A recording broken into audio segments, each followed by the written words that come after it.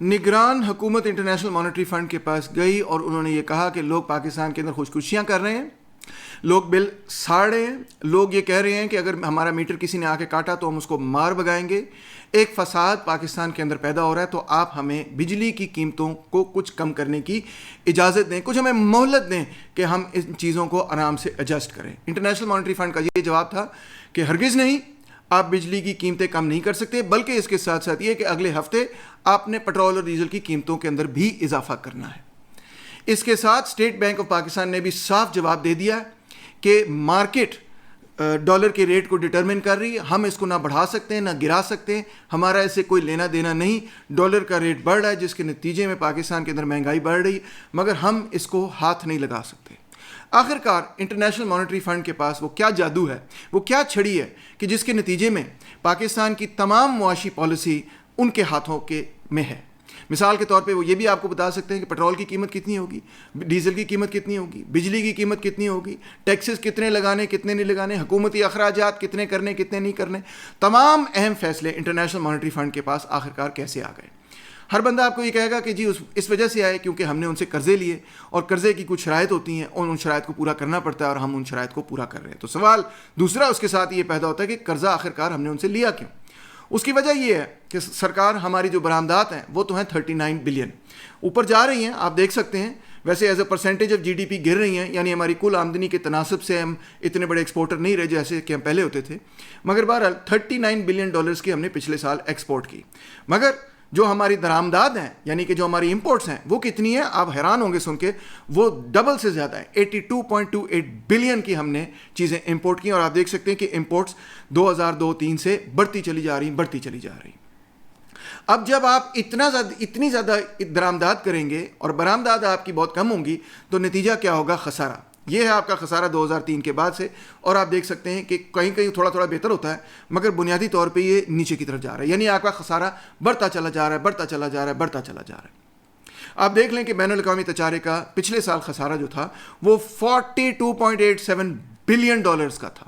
تو یہ رقم کیسے پوری ہوتی ہے؟ کچھ حد تک تو یہ رقم ایسے پوری ہو جاتی ہے کہ جو پاکستانی باہر کام کرتے ہیں وہ پیسے جوڑ کر اپنے والدین کو واپس بھیجتے ہیں, اپنی خاندانوں کو واپس بھیجتے ہیں, اور یہ رقم جو ہے وہ 30 بلین ڈالرز کے لگ بھگ آ جاتی ہے. آپ دیکھ سکتے ہیں کہ 2017 سے یہ بڑھتی چلی گئی ہے, اگرچہ اس میں تھوڑی سی کمی بھی آئی ہے, مگر بہرحال اوور آل یہ بڑھتی چلی گئی ہے, اور 30 بلین ڈالرز ہمیں رقم ڈالر وہاں سے بھی آ جاتے ہیں. تو ان دونوں رقموں کو ایڈ کریں آپ, 30 billion dollars plus 39 billion dollars, اور پھر جو ہم باہر سے چیزیں امپورٹ کرتے ہیں یعنی 83 بلین ڈالرز, وہ اگر آپ پورے چیز کو بیلنس کریں تو آپ کو پتہ چلتا ہے کہ آپ کے کرنٹ اکاؤنٹ جو ہے وہ 12 بلین ڈالر کا کے خسارے میں ہے.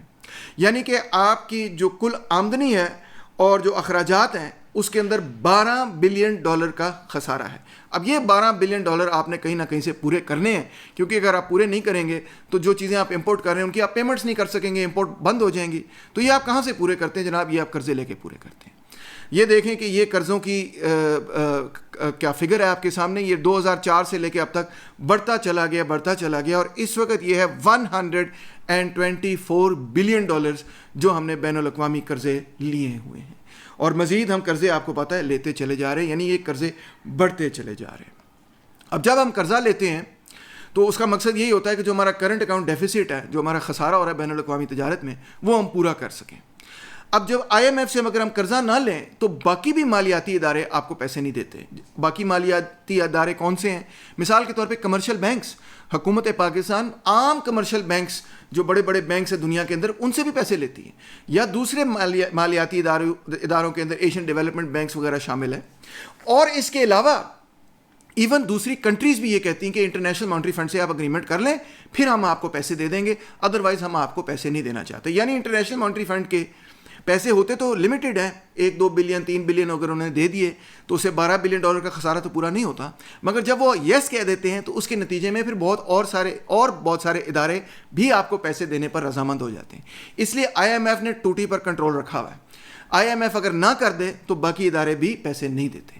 اب آئی ایم ایف جو شرائط لگاتے ہیں وہ بہت ہی سادہ ہیں, بہت سمپل ہیں, بڑی اسٹریٹ فارورڈ ہیں. وہ کہتے ہیں 2 چیزوں کے اندر خسارہ ہے, ایک ہے آپ کا بین الاقوامی تجارت کے اندر خسارہ, اور ایک ہے آپ کے حکومتی اخراجات کے اندر خسارہ.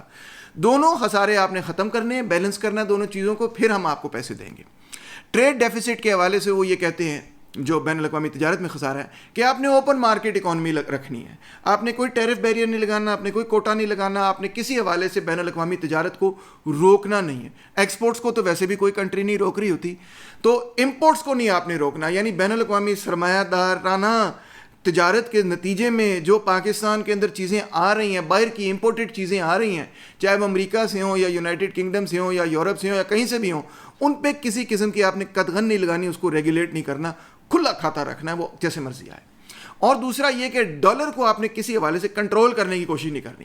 منڈی جو مرضی کرے ڈالر کے ساتھ وہی ہونے دینا ہے آپ نے نہیں اس کی چھیڑ چھاڑ کرنی. اس کا صاف صاف مطلب یہی ہوتا ہے کہ امپورٹس بڑھتی چلی جائیں گی اور ڈالر بھی بڑھتا چلا جائے گا. سب جانتے ہیں اس بات کو, کوئی چھپی چھپائی بات نہیں. دوسری بات وہ یہ کہتے ہیں کہ آپ نے گورنمنٹ ڈیفیسٹ کو کنٹرول کرنے کے لیے, حکومتی خسارے کو کنٹرول کرنے کے لیے اپنے اخراجات کم کرنے اور ٹیکسز بڑھا دینے. ٹیکسز بڑھانے کا طریقہ یہ ہے کہ کچھ ٹیکس تو آپ بجلی میں ٹھوک دیں, کچھ آپ فیول کے اندر ٹھوک دیں, کچھ ادھر ٹھوک دیں, کچھ ادھر ٹھوک دیں. اور مزید یہ کہ جتنی سبسڈیز آپ دیتے ہیں اخراجات کی شکل کے اندر وہ آپ ختم کریں, مگر آئی پی پیز کو سبسڈیز جو آپ دیتے ہیں وہ نہیں ختم کرنی ہے آپ نے. جو بین الاقوامی آپ نے کانٹریکٹس کیے ہیں وہ نہیں آپ نے ختم کرنے, مگر یہ جو ایجوکیشن, ہیلتھ کیئر وغیرہ باقی صاحب اٹرم پٹرم آپ چیزوں پہ پیسے خرچ رہے ہیں, یہ سب آپ ختم کر دیں, اور یہ فیول سبسڈی اور یہ الیکٹریسٹی سبسڈی دینا جو ہے ختم کر دیں. تو اس طرح سے ان کی یہ پالیسی ہے. یہ پالیسی کو خصوصی طور پہ پاکستان مخالفت میں نہیں بنائی گئی, یہ ہر جگہ یہ لاگو کر دیتے. ان کو پرواہ نہیں ہوتی کہ کوئی ملک ایسا ہے یا ویسا ہے, اردو بولتا ہے یا ہندی بولتا ہے, فارسی بولتا ہے یا پشتو بولتا ہے, ان کو کوئی پرواہ نہیں اس چیز سے. ان کا ایک فارمولا ہے جو ہر ملک پہ وہ لاگو کر دیتے ہیں. اس کو وہ کہتے ہیں میکرو اکنامک اسٹیبلٹی کا اور کرنسی اسٹیبلٹی کا یہ فارمولا ہے, اور وہ ہر ملک پہ یہی فارمولا لگا دیتے ہیں پرواہ کیے بغیر کہ اس ملک کے مقامی حالات کیا ہیں. ان کو اسٹڈی بھی کرنا نہیں پڑتا کہ ملک کے اندر کیا ہو رہا ہے, وہ سیدھی ان کا فارمولا ہے. وہ کہتے ہیں یہ فارمولا ہے سرکار, یہ پیسے ہیں, یہ آپ نے کرنا ہے ان پیسوں کے عوض.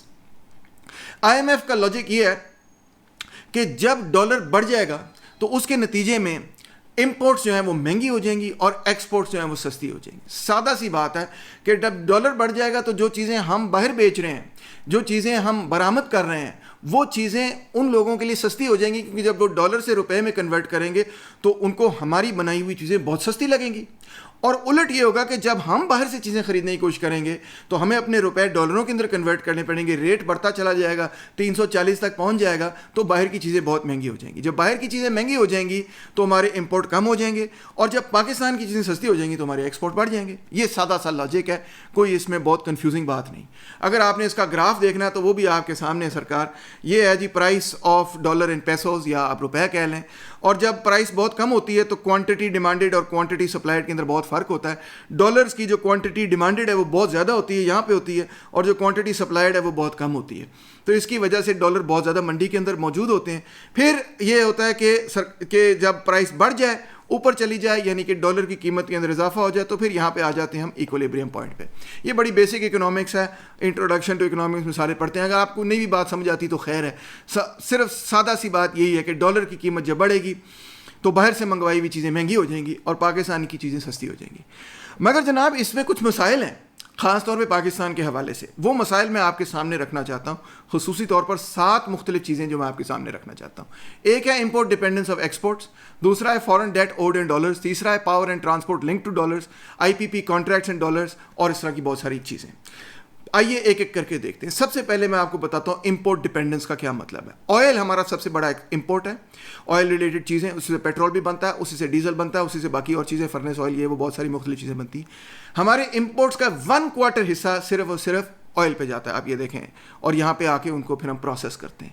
اور آئل مزید نہ تو صرف ٹرانسپورٹ میں استعمال ہوتی بلکہ بجلی کے بنانے میں بھی استعمال ہوتی. جی ہاں, بہت سارے ہماری جو بجلی کے گھر ہیں وہ بیسکلی آئل پاورڈ ہیں, فاسل فیول سے بنے ہوئے.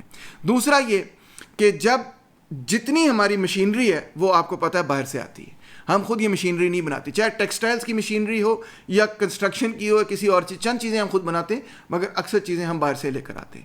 پھر ہمارے raw materials including plastics, metals, steels, chemicals, وہ بھی باہر سے آتے ہیں. ایون ہم ایگریکلچر کموڈیٹیز باہر سے منگواتے ہیں. مثال طور پہ را کاٹن بھی ہم $2 بلین کی باہر سے امپورٹ کرتے ہیں, جس سے پھر ہم مختلف چیزیں بناتے ہیں جو آگے بیچی جاتی ہیں. آپ کو شاید اس بات کا نہیں پتا تھا. اور پھر آخر میں یہ کہ گاڑیاں اور ٹیلی فون اور مختلف قسم کے کھانے اور کنزیومر آئٹمس بھی باہر سے آتے ہیں. تو ہماری جو اکانومی ہے وہ امپورٹ ڈپینڈنٹ اکانومی ہے. ہماری اکانومی کا اسٹرکچر ہی یہ ہے کہ ہم خود وہ تمام چیزیں نہیں بناتے, ہم باہر سے یہ چیزیں منگواتے ہیں. اور سب سے اہم بات یہ ہے کہ جو چیزیں ہم ایکسپورٹ کرتے ہیں, جو چیزیں ہم برآمد کرتے ہیں, وہ بھی ان چیزوں سے بنتی ہیں جو کہ ہم امپورٹ کرتے ہیں. اس کو کہتے ہیں امپورٹ انٹینسٹی یا امپورٹ ڈپینڈنس. اب دیکھیں سعدیہ بدر کی اسٹڈی ہے, اسٹیٹ بینک آف پاکستان کا ورکنگ پیپر ہے, جس میں وہ یہ کہتی ہیں کہ 37% جو چیزیں آپ ایکسپورٹ کر رہے ہیں ان میں 37% جو انپوٹس لگتی ہیں وہ امپورٹڈ چیزیں. سب سے پہلی بات تو صاف صاف یہی ہے کہ بجلی جو ہے وہ بنے گی تو IPPs وغیرہ باہر سے, تیل شیل آئے گا, ٹرانسپورٹ وغیرہ, مگر بہت ساری چیزیں. موٹا موٹا حساب آپ اپنے ذہن کو کلیئر رکھنے کے لیے یہ یاد رکھیں کہ تقریباً 40% جو چیزیں ہم بنا کے باہر بیچتے ہیں ان میں سے 40% پیسے جو ہیں امپورٹس پر خرچ ہوتے ہیں. وہ چیزیں آئیں گی باہر سے تو تب وہ چیزیں بنیں گی جو کہ پھر ہم بعد میں ایکسپورٹ کریں گے. اب فرض کر لیں کہ بین الاقوامی تجارت کے اندر روپیہ 10% سے گر جاتا ہے. اگر تو میں کوئی چیز امپورٹ نہیں کر رہا, اگر تو میں کوئی چیز درآمد نہیں کر رہا, تو میری قیمتیں بھی 10% سے گر جانی چاہیے. اگر میری 40% چیزیں امپورٹ ہو رہی ہیں جو کہ میرے ایکسپورٹس میں استعمال ہو رہی ہیں, تو پھر جب روپیہ 10% سے گرے گا تو میری ایکسپورٹ پرائس کے اندر صرف 6% کمی آئے گی. جی ہاں, یہ عجیب و غریب قسم کی میتھمیٹکس ہے مگر یہ حقیقت ہے. اس کا مطلب یہ ہے کہ اگر میں نے اپنی قیمتوں کو 10% سے گرانا ہے تو روپے کو 16% سے گرنا پڑے گا تاکہ میری قیمتیں 10% سے گریں. عجیب سی بات لگتی ہے مگر یہ فارمولا آپ کے سامنے ہے. فارمولا یہ ہے کہ جو چینج ان ایکسچینج ریٹ ہے اس کو جب میں ملٹیپلائی کروں گا into 1 minus import intensity of exports percent, تو وہ مجھے بتائے گا کہ ایکسپورٹ پرائس میں کتنا چینج آئے گا. اس کا سادے سے الفاظ میں مطلب یہ ہے کہ جتنی میری زیادہ ہائی امپورٹ ڈپینڈنس ہے اتنا ایکسچینج ریٹ کے اندر چینج سے میری ایکسپورٹ پرائس میں کم فرق ہوگا. اگر میں بہت زیادہ امپورٹ کرتا ہوں تو ایکسچینج ریٹ میں اوپر نیچے ہونے کے نتیجے میں جو اثرات ہوتے ہیں میری قیمتوں پہ وہ کم ہوتے ہیں.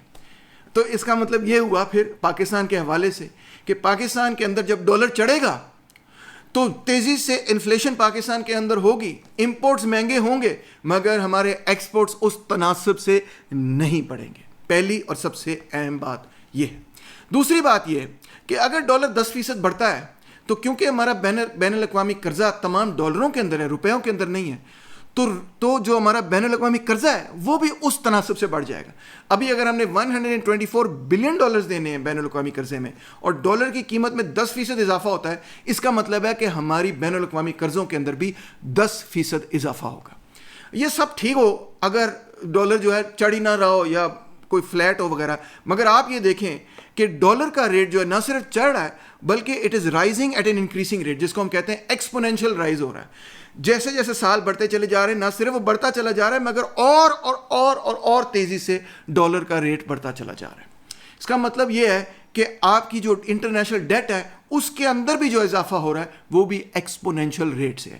ڈالر کے بڑھنے کے نتیجے میں پاکستان بہت تیزی سے مقروض ہوتا چلا جا رہا ہے, ہماری صورتحال بہتر نہیں ہو رہی.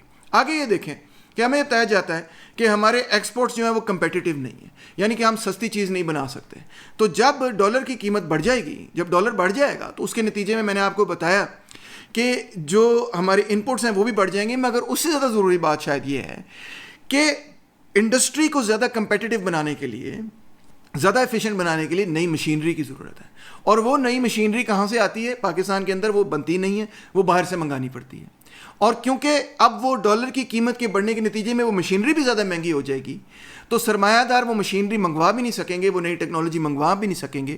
اس کا مطلب ہے کہ پاکستانی سرمایہ دار اپنے ٹیکنالوجیکل بیس کو, اپنے پروڈکٹیو بیس کو زیادہ کمپیٹیٹیو بھی نہیں بنا سکیں گے, یا بنانے میں ان کو زیادہ مشکلات پیش ہوں گی, زیادہ دشواری ہوگی, یہ زیادہ مہنگا ہو جائے گا کہ وہ اپنا ٹیکنالوجیکل بیس جو ہے اپ گریڈ کریں. پھر اس کے ساتھ ساتھ یہ کہ جب ایکسپیکٹیشن ہوتی ہے کہ ڈالر آگے بڑھے گا تو آپ کا خیال ہے سرمایہ دار کیا کرتے ہیں؟ سرمایہ دار جو ہیں اپنے روپے ڈالرز میں کنورٹ کر لیتے ہیں, یا جو آمدنی انہوں نے ڈالر میں کمائی ہے وہ ڈالر میں ہی رکھتے ہیں. آپ دیکھیں کہ 1978 سے لے کے 2018 تک کے اسٹیٹسٹکس ہیں کہ $333 بلین پاکستان کے اندر جو رقم بنی وہ ڈالر میں کنورٹ ہوئی اور وہ ملک سے باہر چلی گئی ہے. یعنی جو ہمارے بین الاقوامی قرضے ہیں اس کی ڈبل نہیں بلکہ تقریباً 3 گنا 2.5 گنا رقم جو ہے وہ پاکستانیوں نے خود اٹھا کر باہر بھیجی ہے. کیوں باہر بھیجی ہے؟ کیونکہ ان کو پتہ ہے ڈالر کا ریٹ بڑھتا چلا جائے گا, روپیہ گرتا چلا جائے گا. اس وجہ سے سرمایہ دار یہ کہتا ہے کہ جو اپنے ایسٹس ہیں وہ پاکستان سے ابھی باہر لے جاؤ, ڈالر کی شکل میں لے جاؤ اور وہاں کہیں پہ انویسٹ کر لو, کیونکہ وہاں سے جو اپریسیشن ہے وہ زیادہ ملے گی آپ کو, اور یہاں پہ تو روپیہ گرتا چلا جائے گا, پرائسز گرتی چلی جائیں گی, تو اس کا فائدہ نہیں. اب آپ خود اندازہ کریں کہ ایک سال میں, پرانی مثال دے رہا ہوں مگر آپ کے سامنے ایز اے فگر دے رہا ہوں کہ 2013-14 کے اندر پاکستانیوں نے 4.3 بلین ڈالرز کی ریل اسٹیٹ خریدا دبئی کے اندر. اندازہ کر سکتے ہیں آپ, اتنا پاکستانیوں کے پاس جو پیسہ ہے وہ باہر چلا جاتا ہے. تو یہ جب ڈالر بڑھتا چلا جائے گا اور ایکسپیکٹیشن ہوگی کہ ڈالر بڑھے, آگے مزید اور بڑھے گا, تو پاکستان سے سرمایہ باہر چلا جائے گا. لوگ کہیں گے پیسہ روپے کی شکل میں نہیں رکھنا, اس کو بہتر ہے کہ باہر کہیں انویسٹ کر دو. اور دوسرا معاملہ یہ کہ جیسے سے پیسہ باہر جا رہا ہے اسی طرح پاکستانی بھی باہر جا رہے ہیں. جب ایکسچینج ریٹ, جب ڈالر بڑھ جاتا ہے تو جو بندہ باہر کام کر رہا ہے وہ دیہاڑی میں اتنے پیسے کما لیتا ہے جتنا یہاں پہ ایک مہینے میں بندہ نہیں کما سکتا. تو اس کا مطلب یہ ہے کہ لوگ اور زیادہ کوشش کرتے ہیں کہ ہمارا بچہ کسی طرح سے باہر چلا جائے, باہر سے پیسے کما کے ہمیں بھیجیں. اب وہ ایک بچہ جو ہے پورے خاندان کا خیال رکھ سکتا ہے. تو اس طرح ڈفرینشیل بڑھتا چلا جاتا ہے. پچھلے سال 8 لاکھ لوگ ملک چھوڑ کے گئے. اس سال میں آپ کو گارنٹی کر رہا ہوں کہ 10 لاکھ لوگوں سے زیادہ لوگ باہر جائیں گے, 1 ملین سے زیادہ لوگ باہر جائیں گے. اور یہ سب نوجوان ہیں جو کہ کسی بھی سماج اور کسی بھی سوسائٹی کی ضرورت ہوتے ہیں, کیونکہ یہ ان کے بیسٹ ایئرز ہیں. 18 سال سے لے کے آپ اندازہ کر لیں 50 سال تک وہ سال ہوتے ہیں, چلو 60 سال تک کہہ لیں آپ, وہ سال ہوتے ہیں جب آپ سب سے زیادہ مشقت اور محنت کر سکتے ہیں, ذہنی طور پہ بھی اور فزیکلی بھی. تو یہ جو 1 ملین بچہ ہے جو نوجوان ہے, یہ ہم باہر بھیج رہے ہیں کہ وہاں کی اکانومی کو ڈیولپ کریں آپ, یہاں کی اکانومی کو ڈیولپ نہ کریں. یہاں ہمیں آپ کی ضرورت نہیں, ہمارے پاس سرپلس پاپولیشن ہے, باہر جائیں. اور جیسے جیسے یہ ڈفرینشیل بڑھتا چلا جائے گا اتنے لوگ ڈیسپریٹ ہوتے چلے جائیں گے. پھر وہ سمندری جہازوں کے ذریعے اور انسیف طریقوں سے اپنے بچوں کو بھیجنے کی کوشش کرتے ہیں کہ کسی طرح ہمارا بچہ باہر چلا جائے, ہمارے خاندان کو بچا لے. مزید یہ کہ جب ڈالر کا ریٹ چڑھے گا تو پاکستان کے اندر بجلی تو مہنگی ہوگی. کیوں؟ کیونکہ بجلی, آدھی بجلی تو آئی پی پیز والے بناتے ہیں, بلکہ تقریباً میرا خیال ہے 65% بجلی جو ہے وہ مختلف اور چیزوں سے بنتی ہے, اور ٹیکنالوجی سے بنتی ہے. اور آئی پی پیز وغیرہ وہ دوسری مختلف ٹیکنالوجی استعمال کرتے ہیں, پرانی ہائیڈرو پاور کے علاوہ جو نئی ٹیکنالوجی ہے جس میں LNG گیس ہے جو 45 روپیز پر یونٹ میں بجلی بناتی ہے, اس میں اور بھی بہت ساری چیزیں, فرنس آئل, کول, امپورٹڈ کول وغیرہ وغیرہ. تو جیسے جیسے ڈالر بڑھے گا تو بجلی کی قیمتیں بھی اوپر جائیں گی, اور آئی پی پیز کو جو اخراجات ہم نے دینے وہ بھی بڑھتے چلے جائیں گے. اب آپ دیکھیں کہ کاکڑ صاحب کے سامنے کابینہ نے یہ بات رکھی کہ اگلے سال پاکستان کی حکومت کو آئی پی پیز کو کتنے پیسے دینے, 2 ٹریلین روپیز دینے. اندازہ کریں آپ, اس وقت بھی ہم آئی پی پیز کو میرا خیال ہے 350 بلین روپیز دے رہے ہیں کیپیسٹی پیمنٹس میں. آگے جا کے یہ 2 ٹریلین ہو جائے گا. کیوں؟ کیونکہ آئی پی پیز کے سارے کانٹریکٹ جو ہیں وہ ڈالر کے ساتھ جڑے ہوئے ہیں. تو جب ڈالر بڑھے گا آئی پی پیز کے ریٹ بڑھیں گے, جب آئی پی پیز کے ریٹ بڑھیں گے بجلی مہنگی ہوگی اور لوگ سڑکوں پہ آ کے خودکشیاں بھی کریں گے. آگے دیکھیں کہ اوور آل اکانومی کی ریٹ آف گروتھ میں بھی بہت کمی آئے گی. وجہ یہ ہے کہ جب بجلی مہنگی ہوگی, جب ٹرانسپورٹ مہنگا ہوگا تو کاسٹ آف پروڈکشن بڑھ جائے گی. جب کاسٹ آف پروڈکشن بڑھ جائے گی تو ریٹ آف پروفٹ کم ہو جائے گا. جب ریٹ آف پروفٹ کم ہوگا تو اول تو ایس ایم ای اڑ جائے گا, کیونکہ ایس ایم ای کے لیے جو پروفٹ ریشیو ہوتا ہے, جو اس کے لیے تھوڑا سا ریٹ ہوتا ہے جس میں وہ بچت کر رہا ہوتا ہے, وہ بہت کم ہوتا ہے. تو جیسے ہی قیمتیں بڑھیں گی چھوٹی انڈسٹری, چھوٹے مالکان, مڈل کلاس کے لوگ تباہ و برباد ہو جائیں گے, ان کے بزنسز خراب ہو جائیں گے. اور جو بڑی بزنسز ہیں ان کا بھی ریٹ آف کیپٹل ایکومولیشن کم ہو جائے گا. ان کی منافع کا جو تناسب ہے, ان کا جو ریٹ ہے جس پہ وہ منافع کماتے ہیں وہ کم ہو جائے گا. یعنی کہ اگر ہم پہلے 100% منافع کماتے تھے تو اب بجلی مہنگی ہو گئی, ٹرانسپورٹ مہنگا ہو گیا, قیمتیں مہنگی ہو گئی, تو آپ کی جو منافع کا تناسب ہے ہو سکتا ہے وہ 50% پہ آ جائے, 60% پہ آ جائے, کمی آئے گی اس کے اندر. اور جب کمی آئے گی, آپ منافع کم کما رہے ہوں گے تو آپ انویسٹمنٹ بھی کم کریں گے, آپ کے پاس پیسے ہی کم ہوں گے. تو یہ جو ڈالر کی قیمت کے اندر اضافہ کے نتیجے میں جو مہنگائی ہے, اور خاص طور پہ جو کاسٹ پروڈکشن کے اندر مہنگائی ہے, اس کے نتیجے میں پاکستان کی اوور آل میکرو اکانومی میں سلو ڈاؤن بلکہ اسٹیگنیشن ہوگی, جس کو ہم کہتے ہیں اسٹیگ فلیشن. یہ بالکل کلیئر بات ہے. تو اب سمجھیے ہمیں آئی کہ آئی ایم ایف کی پالیسیز کے نتیجے میں کیا ہوگا. پہلی بات تو یہ کہ کیونکہ ہم امپورٹ ڈپینڈنس ہے, ہماری ہائی قسم کی امپورٹ ڈپینڈنس ہے, تو انفلیشن بہت زیادہ ہوگی مگر اس کا امپیکٹ بیلنس آف پیمنٹس پہ بہت کم ہوگا. ایک بات.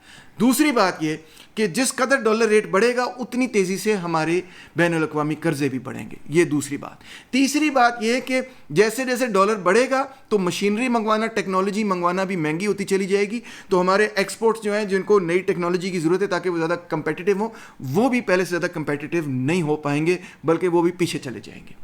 چوتھی بات یہ کہ جب ڈالر بڑھے گا, اس ایکسپیکٹیشن کے اندر کہ آگے ڈالر بڑھنے لگا, پاکستانی سرمایہ دار یہ پریفر کریں گے کہ جو بھی وہ پیسے پاکستان سے کمائیں اس کو وہ ڈالر کے اندر تبدیل کریں اور باہر بھیج دیں, کیونکہ باہر ڈالر جو ہے بڑھتا چلا جائے گا روپے کے عوض. وہاں پہ ریل اسٹیٹ خرید لیں, جو مرضی کر لیں, بینکوں میں رکھ لیں, تو اس طرح کیپٹل بھی باہر جائے گا.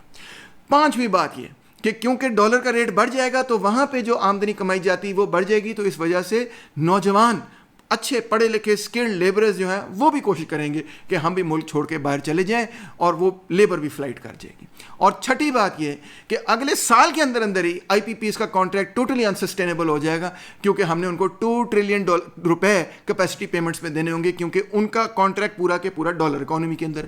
اور آخر میں یہ کہ ہمارا ریٹ آف گروتھ بھی نہیں بڑھنے لگا اس ساری پالیسیز کے نتیجے میں, کیونکہ rate of capital accumulation, rate of profit اور ریٹ آف کیپٹل ایکیومولیشن بھی سلو ڈاؤن ہو جائے گا. تو آئی ایم ایف کی پالیسیز کے نتیجے میں کیا ہوگا, پاکستان کے اندر ڈپریشن اور اسٹیگفلیشن, اکنامک ڈپریشن اور اسٹیگفلیشن. لوگوں کو ڈپریشن تو ہوگی مگر اس کے ساتھ معیشت کے اندر بھی کوئی خاطر خواہ امپروومنٹ نہیں آئے گی. یہ میں آپ کو بتا رہا ہوں. اب آپ نے یہ ساری ڈپریسنگ باتیں سن لی اور مجھے پتا ہے حسب معمول آپ نے یہ کہنا ہے کہ سر خدا کا واسطہ ہے اتنی ڈپریسنگ باتیں نہ کیا کریں, سلوشن بتائیں. سرکار سلوشن ہے, اور اتنا کوئی مشکل سلوشن نہیں ہے. سلوشن وہ نہیں ہے جو آئی ایم ایف کہہ رہا ہے. سلوشن یہ ہے کہ آپ کو اپنے امپورٹس کو ریگولیٹ کرنا ہوگا. سادہ سی بات ہے, پورا معاشی بحران ایک وجہ سے پیدا ہو رہا ہے. میں نے آپ کو سمجھایا تھا کہ آپ 83 بلین ڈالرز کی امپورٹس کرتے ہیں اور آپ صرف $39 بلین کے ایکسپورٹس کرتے ہیں, اور اوپر $30 بلین اور کما لیتے ہیں ریمیٹنسز میں. آپ کا $12 بلین کا خسارہ ہے. جب تک آپ اس خسارے کو کنٹرول نہیں کریں گے آپ کو قرضے لینے پڑیں گے. جب آپ اس خسارے کو کنٹرول کر لیں گے آپ کو قرضے نہیں لینے پڑیں گے. بالکل سیدھی سی بات ہے, کوئی مشکل بات نہیں. آپ کو کوئی ضروری نہیں ہے کہ آپ قرضے لیں, آپ خسارہ کم کریں تو قرضے لینے کی ضرورت نہیں ہے. اس کا مطلب ہے کہ آپ کو امپورٹس ریگولیٹ کرنے پڑیں گے, اور کیونکہ آپ ٹیرف کے ذریعے ریگولیٹ کر نہیں سکتے, کیونکہ 95 کے اندر آپ WTO کے ممبر بن گئے تھے.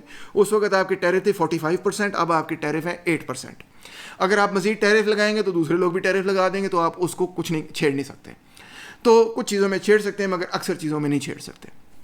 تو مگر آپ کوٹاز لگا سکتے ہیں, آپ لیٹر آف کریڈٹ کے ذریعے چیزوں کو کنٹرول کر سکتے ہیں. آپ یہ کہہ سکتے ہیں ضرور کہ جناب عالی میں جانتا ہوں کہ آپ نے باہر سے یہ فلانی چیز منگوانی ہے, آپ نے پلاسٹک منگوانا ہے, یا آپ نے اسٹیل منگوانا ہے, آپ نے یہ را مٹیریل کاٹن منگوانا ہے, مگر ہم آپ کو اتنے کوٹا ہم آپ کو دیں گے, اتنا را مٹیریل آپ منگوا سکتے ہیں, اتنے روپے کا آپ منگوا سکتے ہیں, اس سے زیادہ نہیں منگوا سکتے. مقصد یہ ہوگا کہ آپ امپورٹس کو کٹ کریں گے بائی $12 بلین, خسارہ صفر کر دیں گے, نشتہ کر دیں گے, ختم کر دیں گے. آپ امپورٹس پر اتنے ہی پیسے خرچ کریں گے جتنے کہ آپ ایکسپورٹس اور ریمیٹنسز میں کماتے ہیں. یعنی کہ آپ ایکسپورٹس اور ریمیٹنسز میں کل رقم اگر $70 بلین کماتے ہیں تو آپ نے $70 بلین کی چیزیں ہی باہر سے منگوانی ہے, 71 کی نہیں منگوانی, 72 کی نہیں منگوانی, ٹھیک ہے, $83 بلین, $82 بلین کی نہیں منگوانی. جب آپ 70 بلین آپ کی ارننگ ہے تو آپ نے $70 بلین ہی خرچے کرنے ہیں. اگر آپ کی $70 بلین کی ارننگ ہے اور آپ $82 بلین کے خرچے کریں گے تو ظاہری بات ہے آپ مقروض ہوں گے, آپ کو قرضہ لینا پڑے گا, اور قرضے کی اسی قسم کی شرائط ہوں گی. مگر جب آپ امپورٹ کو کٹ کریں گے, آپ کہیں گے $70 بلین میری ارننگ ہے, اتنی میری آمدنی, اس آمدنی سے زیادہ میں خرچہ نہیں کروں گا, تو پھر مسئلہ ہی نہیں. آپ کو کوئی ضرورت نہیں کہ آپ بین الاقوامی قرضے اٹھائیں. تو کوٹاز کی آپ 3 مختلف کیٹیگریز بنا سکتے ہیں, اس کو بھی ریشنلائز کر سکتے ہیں, اس کو بھی بڑے اچھے طریقے سے مینیج کر سکتے ہیں. پہلی چیز تو آپ وہ کہیں کہ جو ٹوٹلی ایسی چیزیں جو ہمیں نہیں چاہیے, لگژری گڈز ہیں, ایسی چیزیں ہیں جو پاکستان میں بھی بن سکتی ہیں, اچھی بھلی بن سکتی ہیں, جن کو ہم کہتے ہیں سبسٹیٹیوٹس, لوکل سبسٹیٹیوٹس آپ کے پاس ہیں, تو اس پہ تو آپ ٹوٹل پابندی لگا دیں. آپ کہیں جی ہم نے یہ چیز باہر سے منگانی نہیں, یہ پاکستان میں بھی ملتی ہے, تھوڑی سی کوالٹی اس کی لو ہوگی مگر ڈزنٹ میٹر, یہ چیز پاکستان میں بھی ملتی ہے, ہم نے نہیں منگانی. اور لگژری گڈس تو ہمیں ڈیفینیٹلی کٹ کرنے کی ضرورت ہے. تو پہلی چیز تو وہ ہوگی جس کو آپ پھڑکا ہی دیں گے, آپ کہیں گے سوری وی کی not afford these luxury goods, ہم یہ چیزیں نہیں منگوا ڈبا رہے ہیں.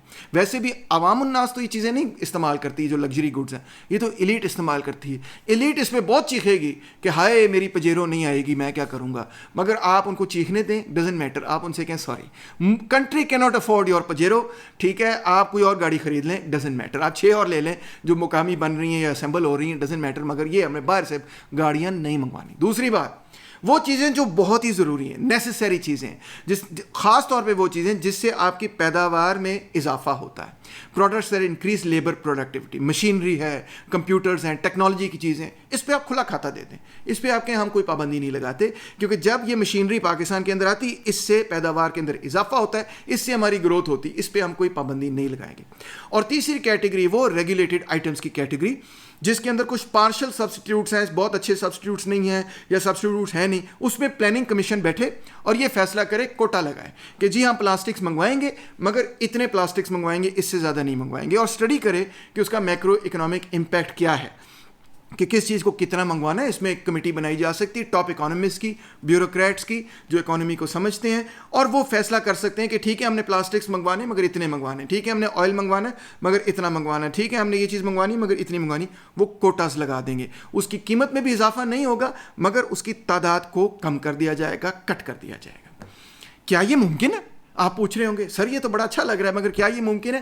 جی ہاں بالکل یہ ممکن ہے. آپ اسٹڈی کریں, یہ دیکھیں یہ خسارے کے اندر کمی جو جون 2002 کے بعد سے آئی, آپ دیکھیں کہ خسارے جون 2002 کے بعد سے لیٹر آف کریڈٹ یوں کر کے کھینچنا شروع کر دیا گورنمنٹ نے. کھینچا کہ نہیں کھینچا؟ آپ کو اچھی طرح پتہ ہے, آپ منڈی کے اندر گئے, پچھلے تقریباً 1 سال سے منڈی کے اندر یہی ہو رہا ہے کہ لوگ یہ کہہ رہے ہیں کہ سر ابھی تو ہمارا LC نہیں اپروو ہوا تو ہم چیزیں امپورٹ نہیں کر سکے نا امپورٹ. آپ تو کیا ہوا جب ہم امپورٹ نہیں کر سکے تو اس سے خسارہ کنٹرول میں آیا.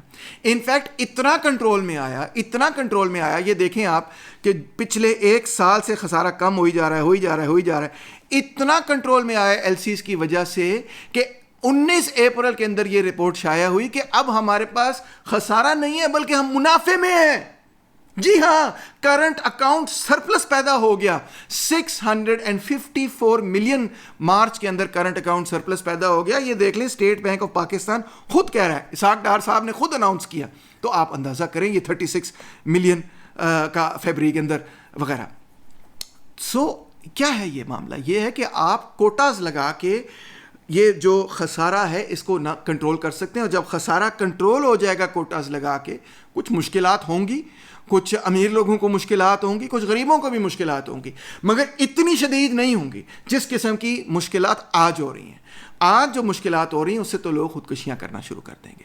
اس کو کہتے ہیں living within your means.